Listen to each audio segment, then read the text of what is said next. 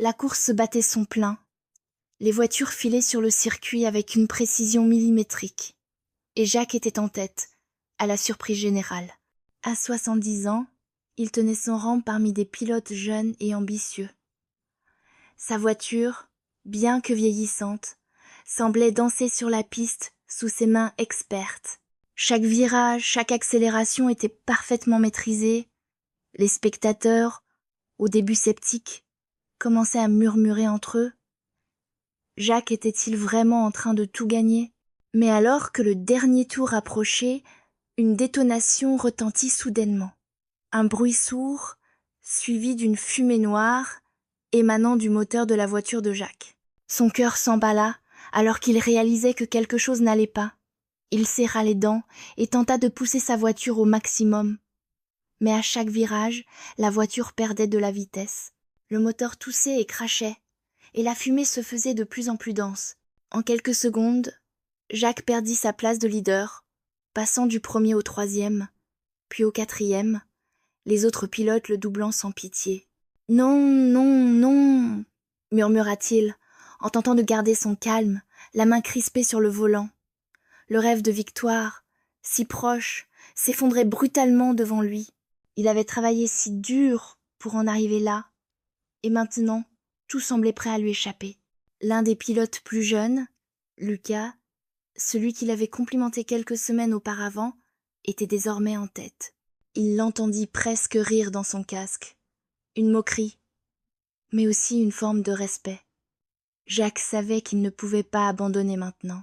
Il tenta de redémarrer son moteur, appuya sur le bouton de son système de récupération d'énergie, mais rien n'y fit. La voiture continuait de perdre de la vitesse à chaque tour. Finalement, il dut se résoudre à abandonner la course, se glissant lentement vers les bords du circuit. En descendant de la voiture, la déception était palpable. Jacques, les mains tremblantes, retirait son casque avec un sentiment de frustration immense. Les spectateurs, d'abord admiratifs, se dispersaient lentement. Claire se précipita vers lui, inquiète. « Jacques, tu vas bien ? Qu'est-ce qui s'est passé ?» demanda-t-elle, visiblement préoccupée. Jacques se tenait la tête, un mélange de colère et de déception sur son visage. Le moteur, il a lâché. Je n'ai pas pu continuer. J'étais si près. Elle posa doucement sa main sur son épaule. Tu t'es battu jusqu'au bout. C'est déjà une victoire, tu sais. Mais Jacques ne l'entendait pas ainsi. Il se sentait humilié, échoué à la mission qu'il s'était fixée. Il avait travaillé toute sa vie, avait sacrifié ses rêves pour ses responsabilités. Et maintenant qu'il était enfin en train de poursuivre ce rêve, un simple problème mécanique l'avait stoppé net. Le sentiment de défaite était insupportable. Les jours suivants, Jacques se replia sur lui-même. Il passait de plus en plus de temps dans le garage, refaisant les calculs, cherchant une solution pour réparer son moteur. Mais à chaque fois qu'il faisait un pas en avant, une pensée l'envahissait. Et si ce n'était pas juste le moteur, et si ce n'était pas son âge, mais son corps, son esprit, qui n'était plus capable de suivre la cadence. Il se levait chaque matin avec cette question en tête, une incertitude qui rongeait sa confiance. Claire, qui observait en silence, tenta de lui remonter le moral. « Jacques, tu ne peux pas tout contrôler. Les échecs font partie de la route. » Mais Jacques, loin de se laisser apaiser, commença à douter. Le corps vieillissant, les réflexes moins vifs, était-il en train de se lancer dans une aventure qu'il n'était pas vraiment prêt à affronter?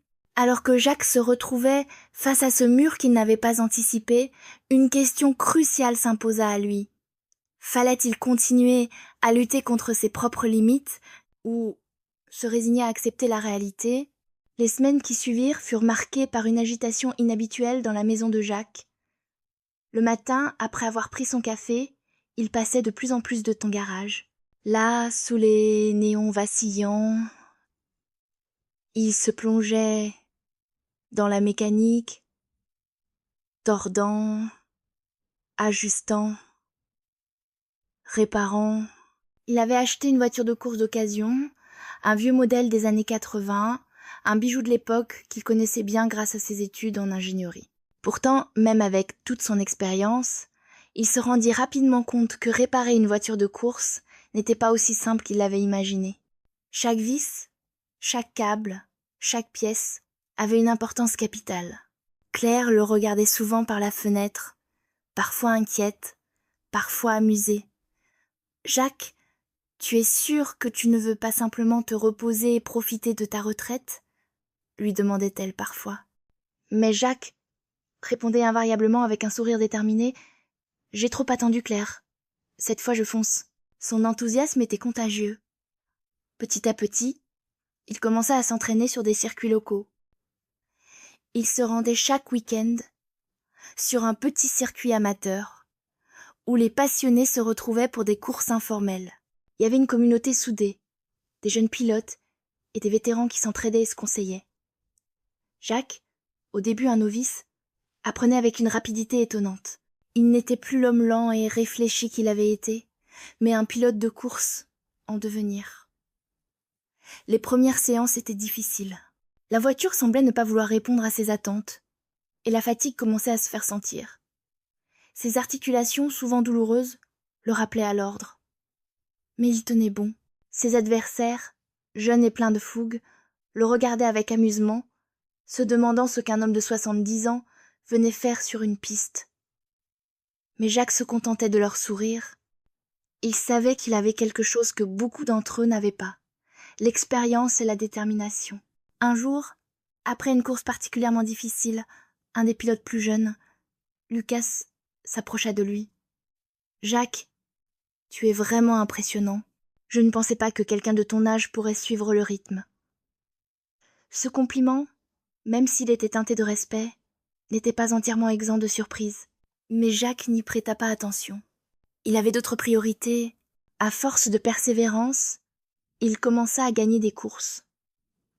De plus en plus de gens commencèrent à entendre parler de lui. Le vieux monsieur qui faisait trembler les jeunes, un surnom qui, bien que teinté de tendresse, lui apporta un certain respect. Mais Jacques savait qu'il devait toujours prouver qu'il n'était pas là par hasard. Il s'entraînait plus dur que jamais, parfois jusqu'à l'épuisement. Sa voiture, bien que modeste comparée au bolide de ses jeunes rivaux, devenait un véritable outil de précision sous ses mains. Un mois plus tard, après avoir enchaîné plusieurs victoires sur les circuits amateurs, Jacques décida de s'inscrire à une compétition plus sérieuse. Le championnat régional. C'était un pas de géant, mais il se sentait prêt. Chaque matin, il répétait à Claire. « C'est ma chance, Claire. Je ne peux plus reculer. » Le jour de la première course du championnat arriva enfin.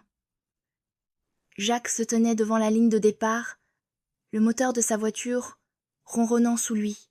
Il regarda ses adversaires, des jeunes hommes et femmes, pleins de vigueur et de confiance. Il savait que la compétition serait féroce, mais il n'éprouvait pas de peur. Au contraire, il se sentait plus vivant que jamais. Claire, qui l'accompagnait ce jour-là, lui fit signe de la main. « Tu as déjà tout gagné, Jacques, sois fier de toi. »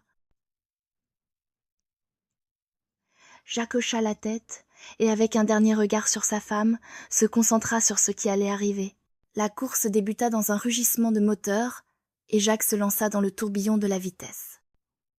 Il se sentit comme un jeune homme à nouveau, son cœur battant fort dans sa poitrine, l'adrénaline montant en flèche. Il avait l'impression de flotter au-dessus du sol, chaque virage et chaque accélération, devenant une danse familière. Il n'avait jamais ressenti une telle liberté. L'espace d'un instant, il oublia son âge, ses douleurs, les doutes des autres. Il n'y avait plus que lui, la route et sa voiture. Mais, alors que la course arrivait à son apogée, un incident inattendu allait bouleverser la suite des événements. La course battait son plein. Les voitures filaient sur le circuit avec une précision millimétrique. Et Jacques était en tête, à la surprise générale. À 70 ans, il tenait son rang parmi des pilotes jeunes et ambitieux. Sa voiture, bien que vieillissante, semblait danser sur la piste sous ses mains expertes. Chaque virage, chaque accélération était parfaitement maîtrisée. Les spectateurs, au début sceptiques, commençaient à murmurer entre eux. « Jacques était-il vraiment en train de tout gagner? Mais alors que le dernier tour approchait, une détonation retentit soudainement. Un bruit sourd, suivi d'une fumée noire, émanant du moteur de la voiture de Jacques. Son cœur s'emballa alors qu'il réalisait que quelque chose n'allait pas. Il serra les dents et tenta de pousser sa voiture au maximum. Mais à chaque virage, la voiture perdait de la vitesse. Le moteur toussait et crachait, et la fumée se faisait de plus en plus dense. En quelques secondes, Jacques perdit sa place de leader, passant du premier au troisième, puis au quatrième, les autres pilotes le doublant sans pitié. « Non, non, non », murmura-t-il, en tentant de garder son calme, la main crispée sur le volant. Le rêve victoire, si proche, s'effondrait brutalement devant lui. Il avait travaillé si dur pour en arriver là. Et maintenant, tout semblait prêt à lui échapper. L'un des pilotes plus jeunes, Lucas, celui qu'il avait complimenté quelques semaines auparavant, était désormais en tête. Il l'entendit presque rire dans son casque, une moquerie, mais aussi une forme de respect. Jacques savait qu'il ne pouvait pas abandonner maintenant. Il tenta de redémarrer son moteur, appuya sur le bouton de son système de récupération d'énergie, mais rien n'y fit. La voiture continuait à perdre de la vitesse à chaque tour. Finalement, il dut se résoudre à abandonner la course, se glissant lentement vers les bords du circuit. En descendant de la voiture, la déception était palpable. Jacques, les mains tremblantes, retirait son casque avec un sentiment de frustration immense. Les spectateurs, d'abord admiratifs, se dispersaient lentement. Claire se précipita vers lui. « Jacques, tu vas bien? Qu'est-ce qui s'est passé ?» demanda-t-elle, visiblement préoccupée. Jacques se tenait la tête, un mélange de colère et de déception sur son visage. Le moteur, il a lâché. Je n'ai pas pu continuer. J'étais si près. Elle posa doucement sa main sur son épaule. Tu t'es battu jusqu'au... C'est déjà une victoire, tu sais. Mais Jacques ne l'entendait pas ainsi. Il se sentait humilié, comme s'il avait échoué à la mission qu'il s'était fixée. Il avait travaillé toute sa vie, avait sacrifié ses rêves pour ses responsabilités. Et maintenant qu'il était enfin en train de poursuivre ce rêve, un simple problème mécanique l'avait stoppé net. Le sentiment de défaite était insupportable. Les jours suivants, Jacques se replia sur lui-même. Il passait de plus en plus de temps dans le garage, refaisant les calculs, cherchant une solution pour réparer son moteur. Mais à chaque fois qu'il faisait un pas en avant, une pensée l'envahissait. Et si ce n'était pas juste le moteur? Et si ce n'était pas son âge, mais son corps, son esprit, qui n'était plus capable de suivre la cadence? Il se levait chaque matin avec cette question en tête, une incertitude qui rongeait sa confiance. Claire, qui observait en silence, tenta de lui remonter le moral. « Jacques, tu ne peux pas tout contrôler. Les échecs font partie de la route. » Mais Jacques, loin de se laisser apaiser, commençait à douter. Le corps vieillissant, les réflexes moins vifs, était-il en train de se lancer dans une aventure qu'il n'était pas vraiment prêt à affronter? Alors que Jacques se retrouvait face à ce mur qu'il n'avait pas anticipé? Une question cruciale s'imposa à lui. Fallait-il continuer à lutter contre ses propres limites ou se résigner à accepter la réalité? La semaine qui suivit son échec au championnat, Jacques se retrouva dans une situation de plus en plus difficile. Il passait chaque jour dans son garage, face à sa voiture, qui était maintenant presque une extension de lui-même. Il avait commencé à réparer le moteur, mais à chaque tentative, quelque chose semblait ne pas aller. Les pièces étaient vieilles, les réparations temporaires ne tenaient pas. La frustration grandissait. Il se tenait là, le visage en sueur et les mains noires de graisse, lorsque Claire entra dans le garage. Elle le regarda silencieusement pendant quelques secondes avant de parler.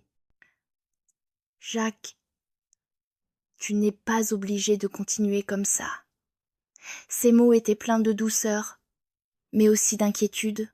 Jacques posa les outils qu'il tenait dans ses mains, se redressant. Ses yeux étaient fatigués, comme s'il avait porté le poids du monde sur ses épaules. « Je ne peux pas abandonner, Claire. C'est tout ce que j'ai. Il avait toujours été un homme de décision, d'action. Là, l'incertitude, le doute, rongeaient tout. Il savait qu'il n'était plus tout jeune, qu'il avait des limites, mais il refusait de les accepter. Pas maintenant, pas après tout ce travail, pas après tout ce qu'il avait sacrifié pour en arriver là. Claire s'approcha doucement de lui, posant une main sur son bras. « Jacques, tu t'es déjà prouvé ce que tu valais. Ce n'est pas la victoire qui fait un homme. » Elle s'arrêta un instant, cherchant les mots justes.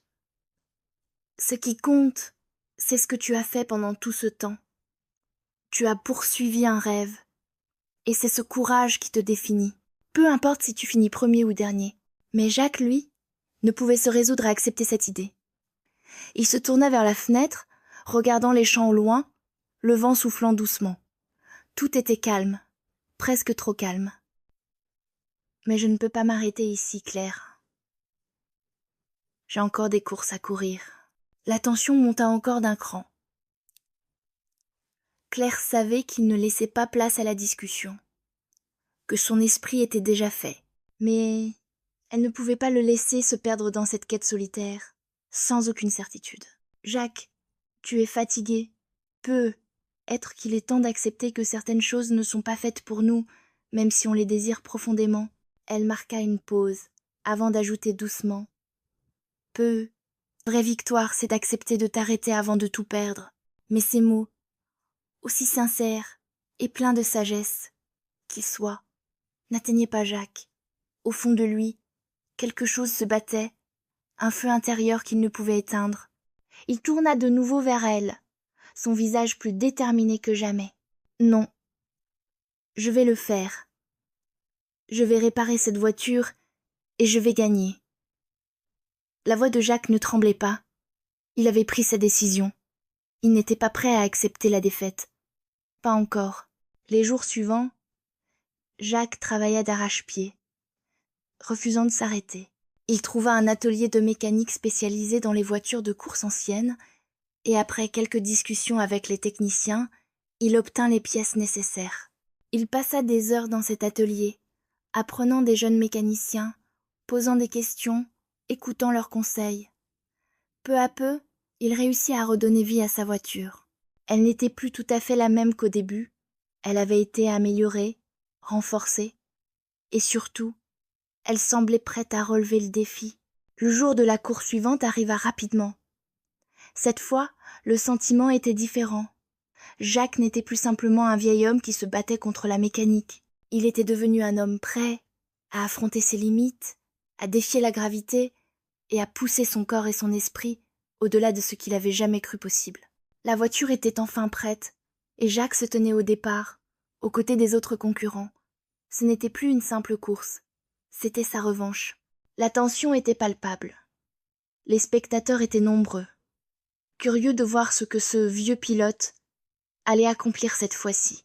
Claire, une fois de plus à ses côtés, lui donna un regard d'encouragement. « Tu as tout donné, Jacques, peu importe ce qui arrive. » Les feux de départ s'allumèrent, et comme un éclair, les moteurs rugirent. Cette fois, tout semblait aligné. Jacques se sentait parfaitement synchronisé avec sa voiture. Chaque virage, chaque accélération, chaque freinage, tout était fluide, presque instinctif. Il avait retrouvé sa maîtrise, sa confiance. Il n'était pas seulement un homme âgé qui cherchait une dernière victoire. Il était un pilote, un compétiteur, un rêveur qui avait défié le temps. Mais alors que Jacques approchait de la ligne d'arrivée, un événement inattendu allait lui donner une ultime chance de prouver qu'il n'était jamais trop tard. La course battait son plein et Jacques était en tête. Sa voiture semblant presque fusionner avec la route, chaque virage était maîtrisé, chaque accélération bien placée. Il avait retrouvé sa place, non seulement sur la piste, mais dans son propre esprit. La foule le suivait du regard, la tension dans l'air presque palpable, alors qu'il approchait de la dernière ligne droite. Tout ce pourquoi il avait travaillé, tout ce qu'il avait sacrifié, était enfin à portée de main. Il n'était plus le vieil homme que tout le monde regardait avec scepticisme. Il était un pilote, un compétiteur, un gagnant. Mais alors qu'il se préparait à franchir la ligne d'arrivée, un bruit soudain attira son attention. Un grincement étrange, suivi d'un bruit sourd. Il sentit immédiatement que quelque chose n'allait pas. La voiture vacillait sous lui, perdant de la puissance. « Non, pas maintenant !» pensa-t-il. Il appuya frénétiquement sur les pédales, mais la voiture ralentissait, chaque mouvement devenant plus difficile. Une partie du moteur venait de se déconnecter, et il savait qu'il ne pourrait pas maintenir la vitesse qu'il avait pendant toute la course. Derrière lui, Lucas, son plus grand rival, fonçait à toute allure, prêt à le doubler. Jacques avait tout donné, mais il comprit que la course n'était pas encore terminée. Il n'avait pas le temps de paniquer, pas le temps de réfléchir à la défaite.